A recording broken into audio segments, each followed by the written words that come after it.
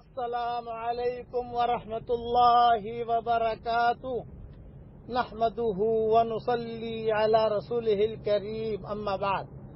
آج کا سبق سن لیجئے۔ آج کے سبق کی سرخی ہے زنا سے بچیے، پارٹ نمبر 28۔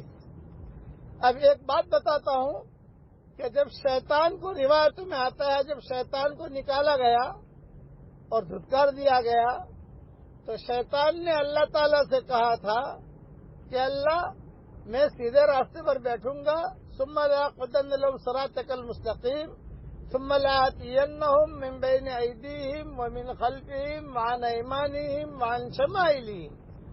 اس نے اللہ کو چیلنج کیا کہ میں اب سیدھے راستے پر بیٹھوں گا اور میں سب کو بہکاؤں گا، دائیں سے بائیں سے آگے سے پیچھے سے سب جگہ بہکاؤں گا۔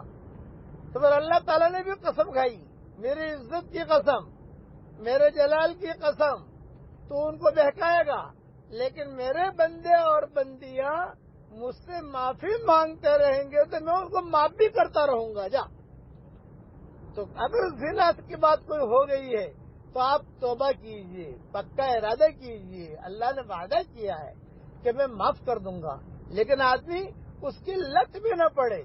زنا کی لت کو لات ماریے، شراب کی لت کو لات ماریے، اور یہ جوئے کی لت کو لات ماریے۔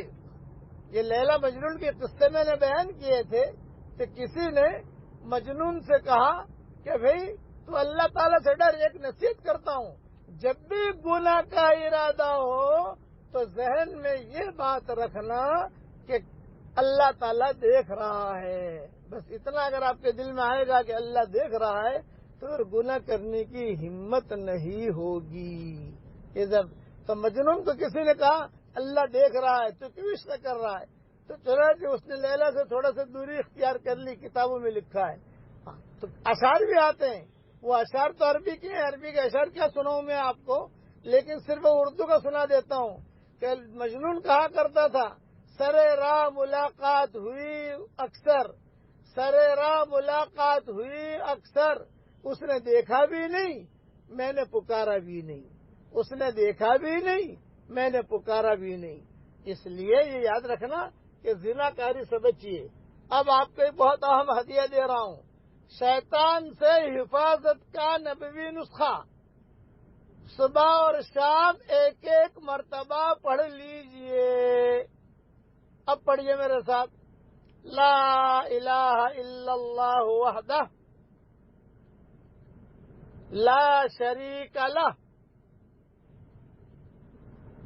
لہ الملک ولہ الحمد وہو علی کل شیء قدیر۔ صرف صبح شام ایک ایک مرتبہ پڑھنا ہے۔ تو صحیح حدیث میں آتا ہے کہ 24 گھنٹہ شیطان کے شر سے محفوظ رہے گا، کبھی بھی جو ہے زنا کی طرف رغبت نہیں ہوگی۔ اس کو پڑھ لیجئے، پڑھوا لیجئے، آگے بھیج دیجئے۔ اللہ تعالی ہم سب کو شیطان کے شرور سے اللہ ہماری حفاظت فرمائے۔ یہ حدیث جو میں نے بیان کی ہے یہ ابو داؤد میں بھی ہے، نسائی میں، کئی کتابوں میں ہے، اور اس کی روایت بالکل صحیح ہے۔ اللہ تعالی ہماری قیامت تک کی آنے والی نسلوں کو ہر قسم کے چھوٹے بڑے گناہوں سے اللہ بچائے، رذائل سے بچائے، اور اللہ تعالیٰ اپنے حفظ و امان میں ہم سب کو رکھے۔ آمین۔